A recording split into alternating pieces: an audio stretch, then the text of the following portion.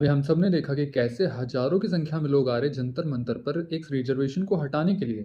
उनकी मांग बड़ी सिंपल है, रिजर्वेशन के अंदर कोई ना कोई मैट्रिक्स ऐसा सेट होना चाहिए ताकि किसी भी बच्चे का फ्यूचर बर्बाद ना हो।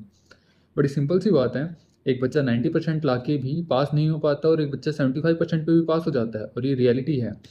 जब भी किसी भी गवर्नमेंट एग्जाम की कट ऑफ्स निकाली जाती है तो सबसे ऊपर जनरल कैटेगरी होती है जिनकी हाई कट ऑफ्स होती है, उसके बाद ईडब्ल्यूएस होता है, उसके बाद ओबीसी होती है, उसके बाद एससी एसटी कास्ट आती है और सबसे लास्ट आती है पीडब्ल्यूडी। अब जो पीडब्ल्यूडी या एससी एसटी के जो बच्चे होते हैं, पीडब्ल्यूडी एक तरह से मैं मानता हूँ कि वो डिसेबल लोग होते हैं, उनको दिया भी जाना चाहिए।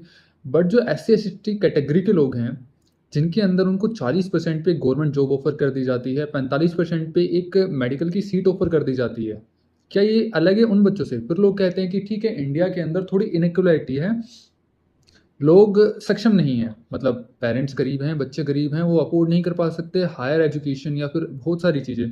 तो एक इक्वलिटी में लाने के लिए रिजर्वेशन दिया जा रहा है।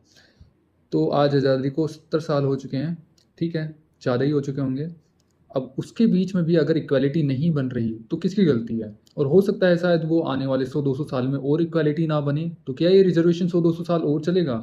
दूसरी बात, एक छोटी-सी बात है जो आप सबने नोटिस की होगी, आप अपने सभी ने अपने मोहल्ले में, पड़ोस में या फिर गाँव में एक बार देखना आस-पास जितने भी एससी-एसटी कैटेगरी के लोग हैं। अब मैंने अपने गाँव में देखा है जहाँ पे मैं शाजापुर में रहता हूँ राजस्थान के अंदर, लिटरली एक फैमिली में 4 बंदे हैं, 4 लड़के हैं, चारों की गवर्नमेंट जॉब। क्यों? क्योंकि चारों एससी-एसटी कैटेगरी से बिलॉन्ग करते हैं। एक बैंक मैनेजर है, दूसरा गवर्नमेंट टीचर है, तीसरा एक सीएससी सेंटर चलाता है जो कि गवर्नमेंट के अंडर में आता है, और चौथा भी एक टीचर है।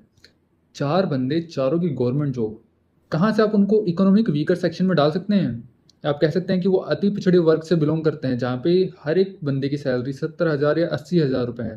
अगर मैं कंबाइन करूँ, अगर किसी की शादी नहीं हुई है, तो 3 से 4 लाख उनकी मंथली इनकम है। 3 से 4 लाख मंथली इनकम होने की, हाउसहोल्ड इनकम होने के बाद, अगर आप किसी इंसान के परिवार को अति पिछड़ा वर्ग कहते हैं और ये कहते हैं कि इसको डिस्क्रिमिनेट किया जा रहा है सोसाइटी में। एक बंदे की फैमिली इनकम अगर 3 से 4 लाख है तो उसको सोसाइटी में हर चीज़ मिल रही है।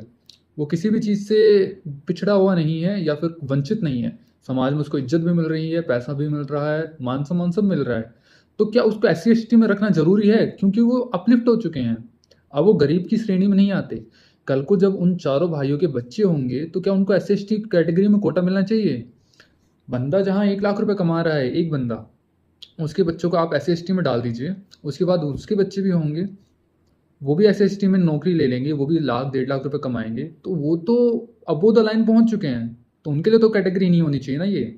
अब एक स्वर्ण समाज से ले लेते हैं, कोई ब्राह्मण का है, कोई राजपूत का है, कोई क्षत्रिय का बच्चा है, ठीक है? माँ-बाप 20-25 हज़ार रुपए कमा रहे हैं, बट उसको फाइट करना पड़ रहा है 95% के लिए, उसको नौकरी नहीं मिल रही। अब वो भी 30-35 हज़ार कमा रहा है और उसके बच्चा भी एग्ज़ाम दे रहा है और उसको भी 95% के लिए लड़ना पड़ रहा है।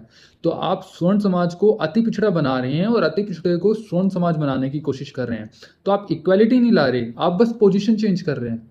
मतलब एससी-एसटी कैटेगरी का बंदा ऊपर बैठ जाएगा और स्वर्ण समाज का बंदा नीचे बैठ जाएगा।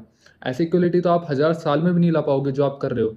इस चीज़ को जो कहना होता है उसको पोजीशन का रिप्लेसमेंट कहते हैं, कि आप रिप्लेस कर रहे हो कि जो स्वर्ण समाज पहले सक्षम था, उसको असक्षम बना देते हैं, और जो एसएसटी कैटेगरी के लोग थे, जो असक्षम थे, उनको सक्षम बना देते हैं। तो शायद आपके लिए डेफिनेशन अलग हो सकती है। जय हिंद, जय भारत।